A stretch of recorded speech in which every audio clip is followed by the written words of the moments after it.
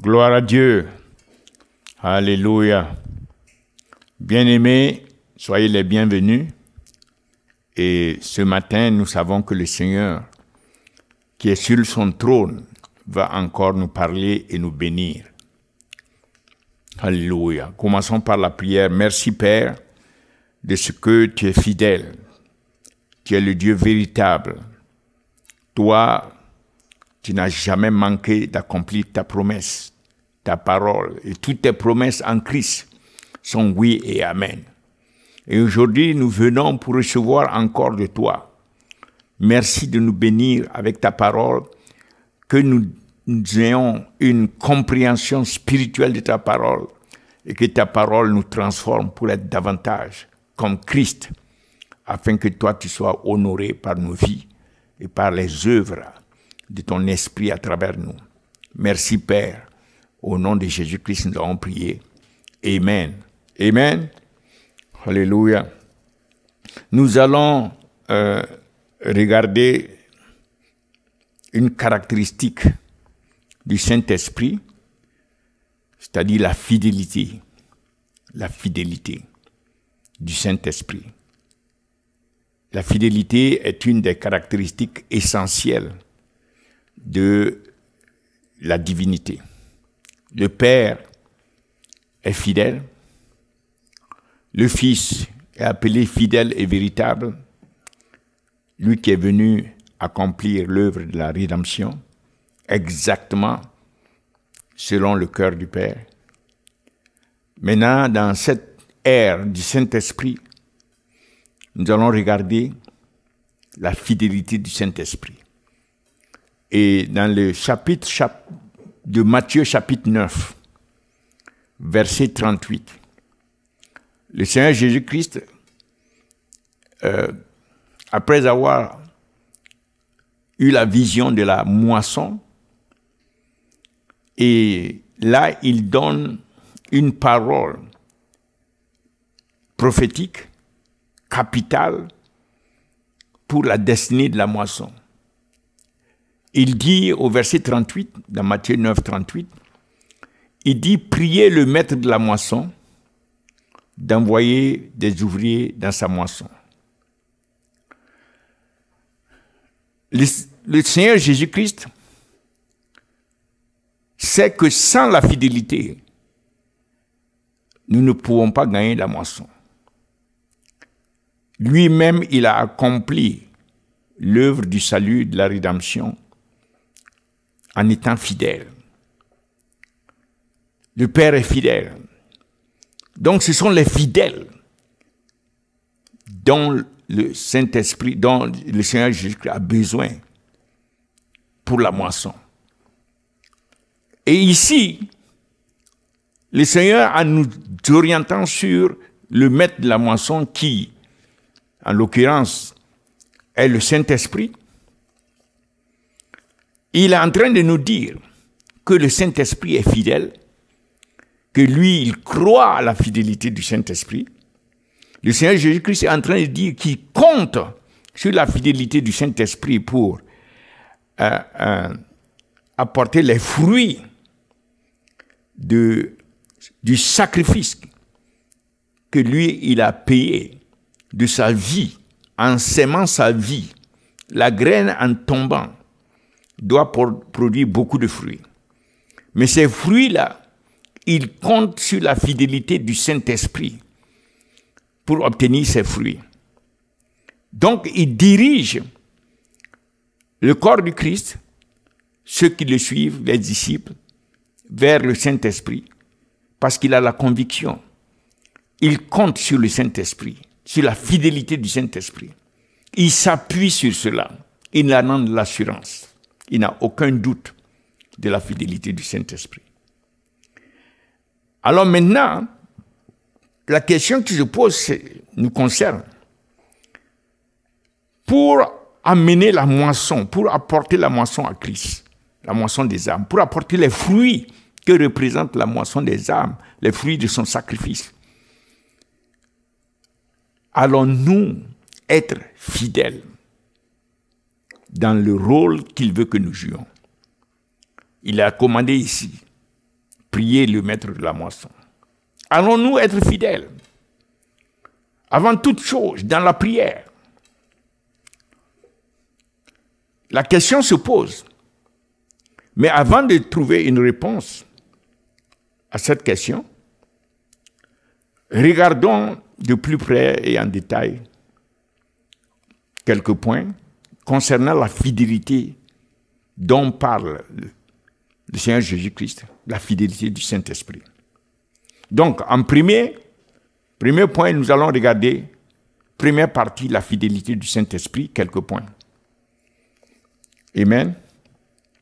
Le premier point de la fidélité du Saint-Esprit s'exprime à travers le verset dans Acte 2, le verset 22 à 37. Cela se passe après la Pentecôte et les gens qui se moquaient de ceux qui étaient en train de prier en langue, cela a entraîné que Pierre, l'apôtre Pierre, se lève pour parler. Et là, il est en train de parler du Seigneur Jésus-Christ. Et le passage est assez long. Il détaille l'évolution, la vie, l'œuvre accomplie jusqu'à sa mort et sa résurrection du Seigneur Jésus-Christ.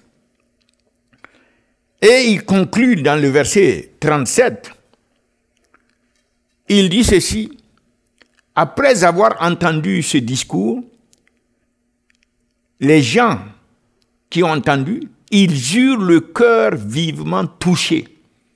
Et ils dirent à Pierre et aux autres apôtres: hommes, frères, que ferons-nous? Ils cherchent maintenant à avancer dans le sens que Pierre a indiqué. Donc, les vérités qui ont été exprimées par l'apôtre Pierre, le Saint-Esprit a utilisé ces versets, ces vérités, et a illuminé avec ces versets les cœurs qui étaient assombris, qui étaient remplis de ténèbres de ces Juifs, enfin de tous ceux qui étaient là. Et de ce point, nous voyons que le Saint-Esprit est fidèle pour toujours illuminer la vérité concernant Christ, la vérité concernant le Seigneur Jésus-Christ. Le Saint-Esprit peut prendre cette vérité et l'illuminer, l'éclairer, amener la lumière dans les cœurs de ceux qui écoutent. Qu'il en soit ainsi au nom de Jésus-Christ. Que lorsque nous allons pour témoigner, alléluia, que le Saint-Esprit utilise la vérité concernant Christ et utilise et éclaire les cœurs de ceux qui vont nous entendre. Ça, c'est le premier point de la fidélité du Saint-Esprit. Le Seigneur sait qu'il va prendre la vérité de sa parole le concernant et il va l'éclairer dans les cœurs des hommes et des femmes. Premier point. Deuxième point de la fidélité du Saint-Esprit. Le Saint-Esprit, dans Marc 16, verset 20, nous voyons que les disciples partaient partout et ils témoignaient de Christ. Et lorsqu'ils témoignaient de Christ, le Saint-Esprit agissait avec la parole de leur témoignage et ils s'en allèrent prêcher partout, c'est-à-dire témoigner partout du Seigneur Jésus-Christ. Et le Seigneur, ici l'Esprit, travaillait avec eux et confirmait la parole par les miracles qui l'accompagnaient. Le Saint-Esprit est fidèle, le Seigneur Jésus-Christ le sait. Pour confirmer la parole proclamée le concernant, la parole déclarée de nos bouches le concernant, le Saint-Esprit est toujours fidèle pour confirmer cette parole par des miracles qui accompagnent. Alléluia. La fidélité du Saint-Esprit ici consiste à la confirmation de la parole proclamée concernant Jésus-Christ. Ça, c'est le second point. Gloire à Jésus. Le troisième point, nous trouvons dans deux passages, dans Jean chapitre 16, verset 8, et Jean chapitre 14, verset 6. Jean chapitre 16, verset 8, et Jean chapitre 14, verset 6. Alors nous voyons ici, c'est le Seigneur Jésus-Christ qui parle. Il parle du Saint-Esprit il dit, lorsqu'il sera venu, le Saint-Esprit, il convaincra le monde en ce qui concerne le péché, la justice et le jugement. Donc, le Seigneur Jésus sait que le Saint-Esprit est fidèle pour convaincre du péché. Et ce péché, c'est celui qui consiste à ne pas croire au Seigneur Jésus-Christ. Il convaincra le monde en ce qui concerne le péché, la justice et le jugement. Le Saint-Esprit est fidèle pour convaincre toujours du péché concernant Jésus-Christ. Le fait de ne pas croire en Christ, ce péché et les autres, le Saint-Esprit va convaincre le monde de ce péché. Et le Seigneur Jésus-Christ sait que le Saint-Esprit est fidèle pour le faire. Alors dans Jean 14, verset 6, donc le Saint-Esprit convainc du péché, de ne pas croire en Jésus-Christ, et il conduit le pécheur à Jésus-Christ. Jésus déclare ici, Jésus lui dit, je suis le chemin, la vérité et la vie. Nul ne vient au Père que par moi. Le Seigneur Jésus-Christ sait que c'est le Saint-Esprit qui va accomplir cela, qui va prendre l'âme, traverser le chemin que lui il consiste, prendre le chemin de Christ, le chemin constitué par Christ, donner cette vérité à l'âme et la vie que représente Christ, afin que cette âme puisse parvenir au Père par Jésus-Christ. Ça, c'est l'œuvre du Saint-Esprit qui prend ce qui concerne Christ et l'applique à l'âme. Non seulement il convainc l'âme, et il conduit l'âme à Christ. Amen. Le quatrième point de la fidélité du Saint-Esprit, nous trouvons cela dans Matthieu 16, verset 17 et Jean 16, 14.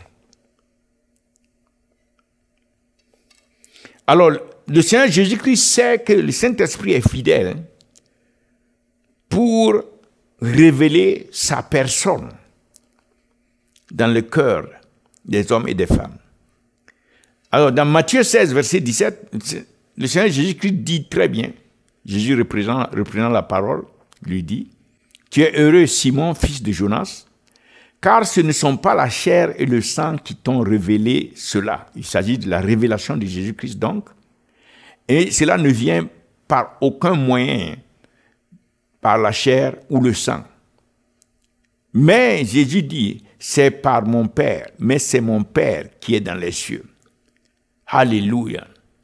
Donc, ce ne sont ni la chair, ni le sang, les choses, il n'y a aucun moyen physique terrestre qui puisse amener à la révélation de Jésus-Christ. Comme Pierre a indiqué ici, il dit au verset 16, il dit, tu es le Fils du Dieu vivant. Tu es le Christ, le Fils du Dieu vivant. Comment Pierre l'a su? Simon Pierre a répondu, tu es le Christ, le Fils du Dieu vivant. Donc Pierre n'a aucun moyen ici de connaître cela si ce n'est par l'Esprit. L'Esprit de Dieu qui lui a apporté cette révélation. Et le Seigneur Jésus-Christ sait que c'est le Saint-Esprit qui, par sa fidélité, a révélé qui lui est, va le faire auprès des hommes et des femmes de ce monde. Donc nous voyons le premier cas ici. Et le second cas, dans Jean 16, verset 14, le Seigneur Jésus-Christ mentionne clairement, « Il me glorifiera. » Ouais, pourquoi?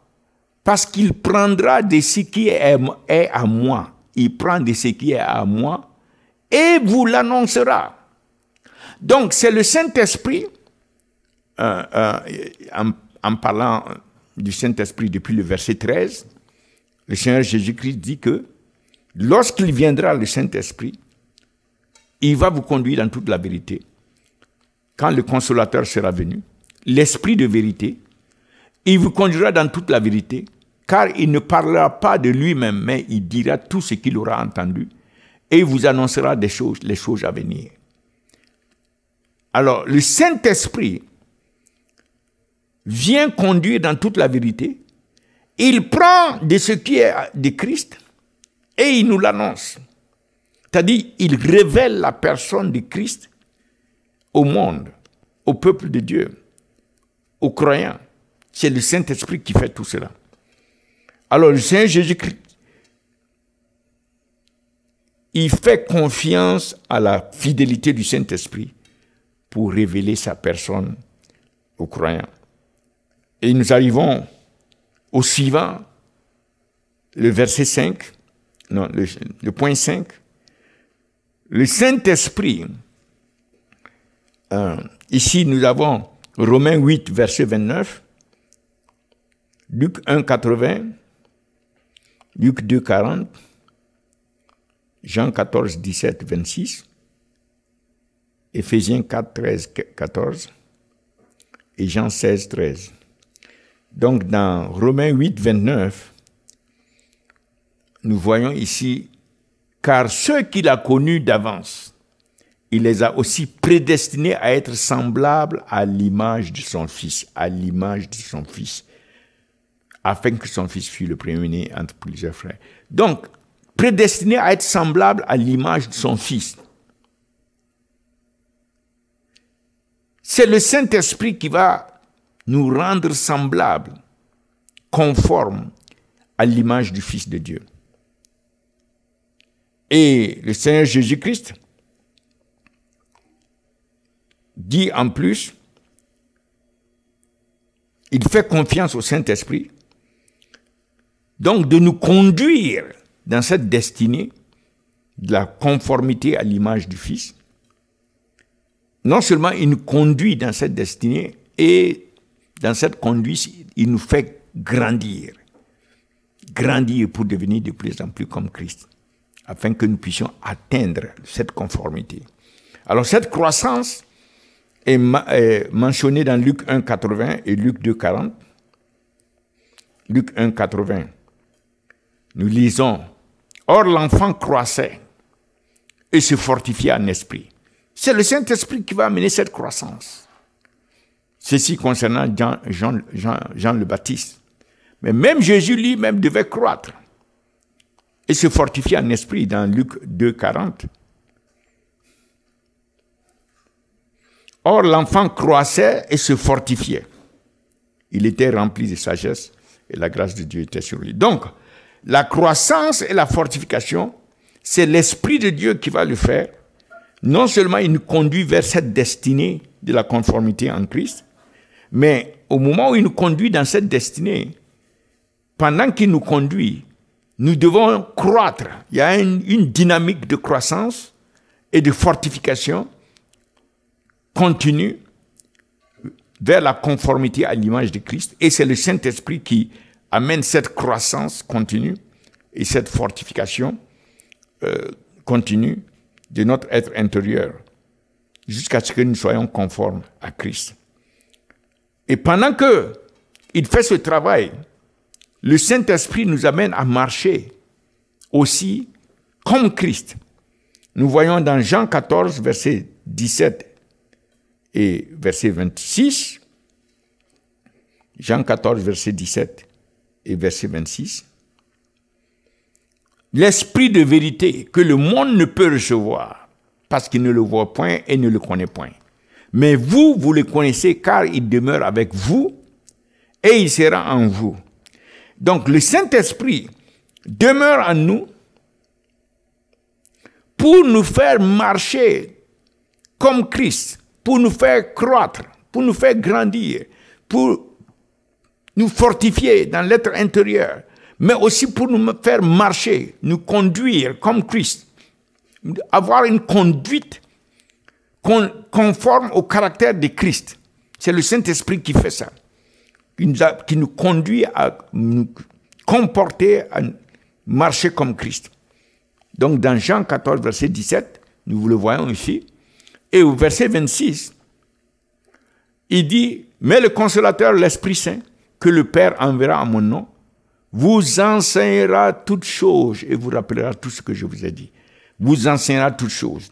Donc, l'enseignement qui amène la croissance et la connaissance de Christ, qui amène la connaissance de Dieu, l'enseignement qui amène la conformité, qui amène un dépôt de la parole, qui est esprit et vie en nous, cet enseignement, c'est le Saint-Esprit qui va le faire. Alléluia. Le Seigneur Jésus-Christ fait confiance au Saint-Esprit, que pendant qu'il nous amène dans cette destinée de la conformité avec lui, il nous fait croître en esprit, il nous fortifie continuellement, il nous fait marcher comme Christ. La conduite est de plus en plus conforme au caractère de Christ. Il nous donne les enseignements pour connaître, comprendre les choses de Christ et de son royaume. Il ôte l'ignorance, car l'entrée de sa parole amène la compréhension. Il amène la lumière. Et c'est le Saint-Esprit qui fait ça. Et voilà, c'est lui qui va enseigner. C'est lui l'enseignant suprême. Et dans Éphésiens 4, versets 13 à 14, c'est le Saint-Esprit qui nous équipe. Le Seigneur Jésus-Christ fait confiance au Saint-Esprit afin qu'il nous équipe pour l'œuvre. Donc au verset 13, nous voyons jusqu'à ce que nous soyons tous parvenus à l'unité de la foi et de la connaissance du Fils de Dieu, à l'état d'homme fait, à la mesure de la stature parfaite de Christ. Mais nous pouvons peut-être remonter au verset 11 jusqu'au verset 13. Il y a un décalage en français. Verset 11 jusqu'au verset 13. Et il a donné les uns comme apôtres, les autres comme prophètes, les autres comme évangélistes, les autres comme pasteurs et docteurs. Mais tous ces offices-là opèrent par le Saint-Esprit. C'est le Saint-Esprit qui opère à travers ces offices. Pourquoi? Pour le perfectionnement des saints en vue de l'œuvre du ministère. Donc c'est lui qui perfectionne et qui équipe pour l'œuvre du ministère. Et de l'édification du corps de Christ. Nous allons y revenir par la suite. Et au 13 maintenant, juste il continue ce travail d'édification jusqu'à ce que nous soyons tous parvenus à l'unité de la foi et de la connaissance du Fils de Dieu. Cette unité spirituelle au niveau de la foi et de la connaissance, c'est-à-dire de la transformation pour être conforme à Christ, cette unité, c'est le Saint-Esprit qui le fait pour que nous atteignions l'état d'homme fait à la mesure de la stature parfaite de Christ. Alléluia, alléluia. Le Saint-Esprit est en train d'entreprendre une œuvre incommensurable, une œuvre tellement profonde de transformation. Oh, gloire à Dieu, gloire à Dieu.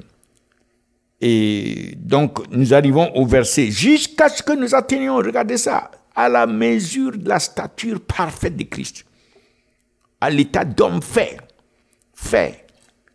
transformé, à la mesure de la stature parfaite de Christ. Ça, c'est l'œuvre du Saint-Esprit. Et cette unité de la foi et de la connaissance et de la transformation pour être comme Christ ne peut être entreprise que par l'Esprit de Dieu, mais pas par la chair ni le sang. Et enfin, dans Jean 16, verset 13,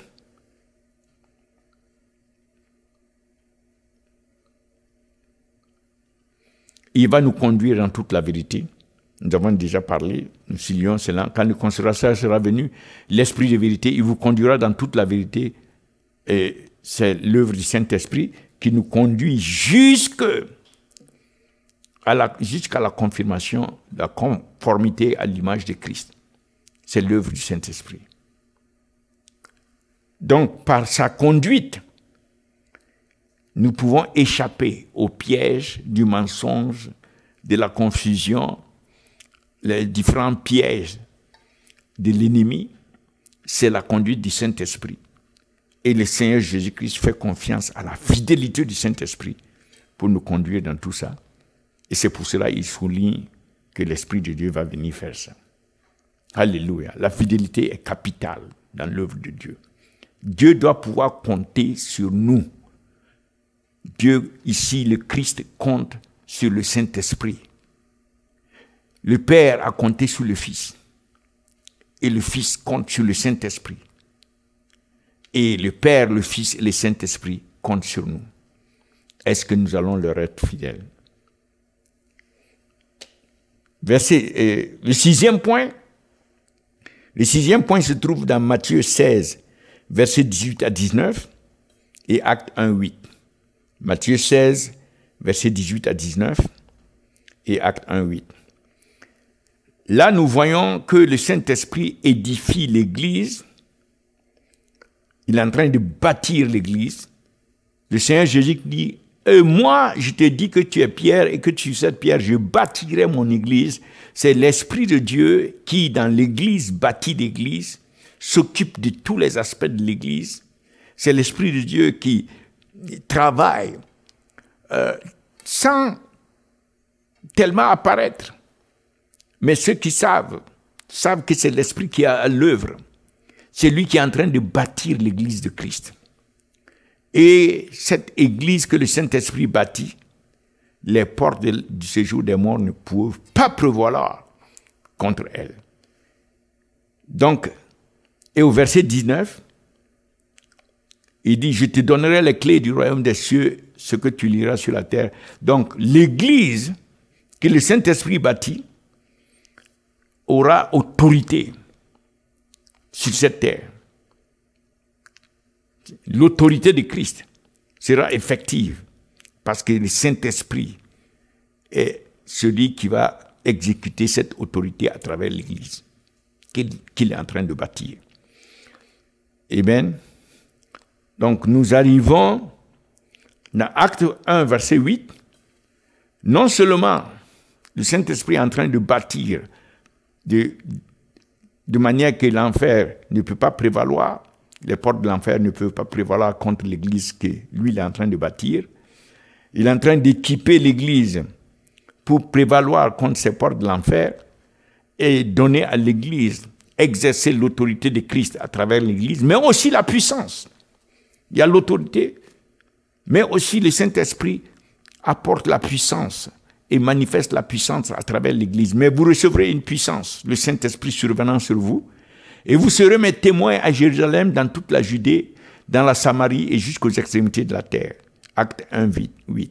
Donc le Saint-Esprit, c'est lui qui édifie l'Église, c'est lui qui fait en sorte que les portes de l'enfer ne peuvent pas prévaloir. L'Église, il opère l'autorité de Christ à travers l'Église et il manifeste la puissance à travers l'Église. Alléluia. Tout cela pour édifier et rendre l'Église capable d'accomplir sa mission sur la terre. Et nous allons maintenant au point 7, le 7e point. Nous avons 7 points que nous avons choisis à la direction de l'Esprit pour montrer la fidélité de l'Esprit. Et le 7e se trouve dans Jean 16, verset 14, Acte 4, 23 à 33, Acte 7, 8, Acte 3, 8, et Acte 8, tout le chapitre et puis tous les miracles en Christ. Donc ici, dans Jean 16, verset 14, il me glorifiera parce qu'il prendra de ce qu'il a. Donc, le Saint-Esprit est celui qui glorifie, qui honore Jésus-Christ, qui glorifie Jésus-Christ. Le Saint-Esprit ne peut pas faillir de glorifier Christ. Alléluia. Et Christ a confiance que le Saint-Esprit le fera. Et il va utiliser l'Église pour le faire. Il va nous utiliser pour glorifier Christ. Il me glorifia, il est fidèle à glorifier, à honorer Christ. Dans Acte 4, verset 23 à 33, c'est un long passage, nous allons lire juste le dernier. Le Saint-Esprit équipe l'Église. Il les apôtres rendaient avec beaucoup de force témoignage de la résurrection du Seigneur Jésus-Christ et une grande grâce reposée sur eux. Donc le Saint-Esprit honore le Fils ressuscité. Il utilise les apôtres pour rendre avec force, avec puissance, beaucoup de force, témoignage de la résurrection que Jésus-Christ, oui, est ressuscité. Il honore Christ. Et dans Actes 3, verset 8,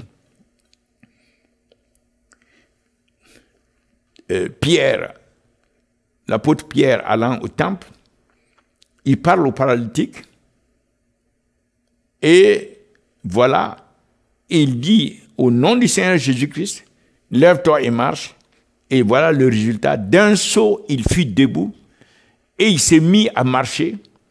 Il entra avec eux dans le temple, marchant, sautant et louant Dieu. Et tout le monde s'est mis à louer Dieu. Donc le Saint-Esprit, à cause du nom de Jésus-Christ mentionné, honore ce nom, honore Jésus-Christ, glorifie Jésus-Christ en opérant des miracles. Alléluia. Dans Acte 8, lorsque Philippe est parti en Samarie, si nous regardons au verset 5 par là, à 8, Philippe étant descendu dans la ville de Samarie, il prêcha le Christ. Et parce qu'il a prêché le Christ, il y a eu des miracles. Versets 6, 7, 8, les foules tout entières étaient attentives à ce que disait Philippe lorsqu'elles apprirent et virent les miracles qu'il faisait. Le Saint-Esprit confirmait le témoignage de Christ que Philippe donnait, car des esprits impurs sortirent de plusieurs démoniaques en poussant des cris, des grands cris, et beaucoup de paralytiques et de boiteux furent guéris. Et voilà le verset 8. Toute la ville a été affectée. Le verset 8. Et il y eut une grande joie. La joie du Saint-Esprit a envahi la ville, dans cette ville. Regardez ce que le Saint-Esprit fait. Une seule personne. Oh Seigneur, aide-nous. Et nous savons que le Saint-Esprit continue d'honorer Christ, de le glorifier même aujourd'hui encore, par beaucoup de miracles. Il y a des miracles partout. Et nous voulons prier que le Saint-Esprit continue d'honorer Christ à travers le corps du Christ, à travers l'Église, à travers tous les croyants. Il ne s'agit pas, nous avons vu que c'est le Saint-Esprit, c'est en lui que le Seigneur Jésus-Christ fait confiance. Et maintenant, si nous voulons vraiment toucher la moisson, nous devons nous appuyer comme le Seigneur Jésus-Christ s'est appuyé. Nous devons nous appuyer sur la fidélité du Saint-Esprit et dépendre complètement du Saint-Esprit.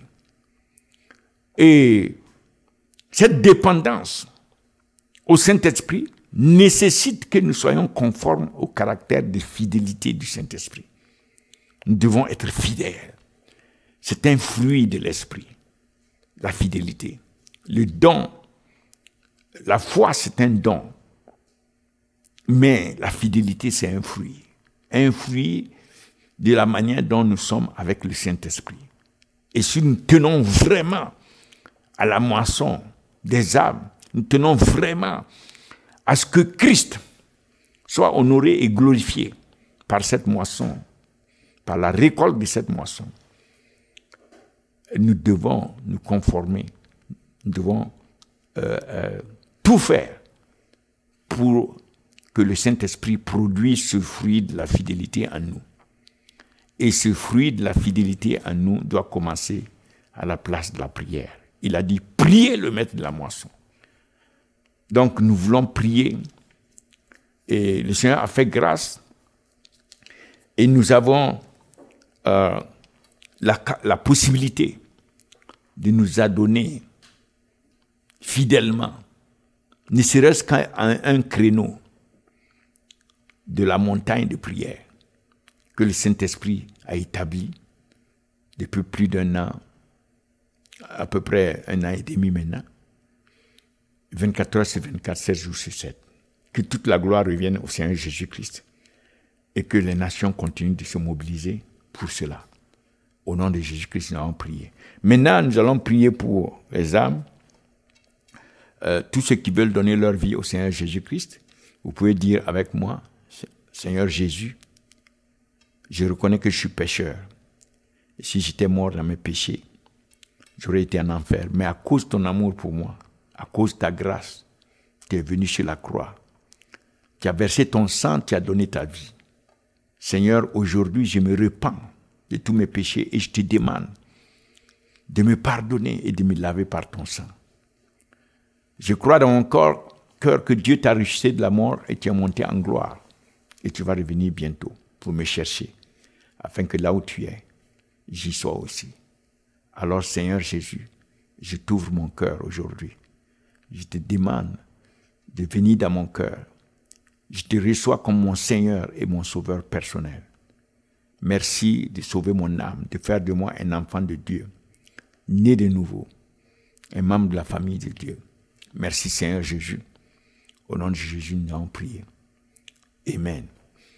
Et nous vous invitons, comme nous avons dit, le Saint-Esprit a établi une montagne. Elle est assez spécifique. Ce sont les nations en prière pour les âmes, pour la moisson, pour la révélation de Christ, pour la destruction de tout ce qui s'élève contre la connaissance de Christ et pour le réveil, pour la fortification de l'Église et pour la récolte de la moisson, le déclenchement du ministère des anges pour aider à cette récolte de la moisson. Alléluia. Donc, c'est un privilège et une opportunité pour nous tous d'être en unité. Nous sommes déjà lancés dans cette mouvance et nous invitons à continuer. C'est notre montagne établie par le Saint-Esprit, notre montagne à nous tous. Nous sommes en unité et Dieu va agir. Le ciel va intervenir. Alléluia. Et nous verrons la gloire de notre Seigneur sur la terre. Même dans ce chaos qui existe aujourd'hui, partout dans les nations, la gloire de Christ va se manifester. Au nom de Jésus-Christ, nous allons prier. Amen. Amen.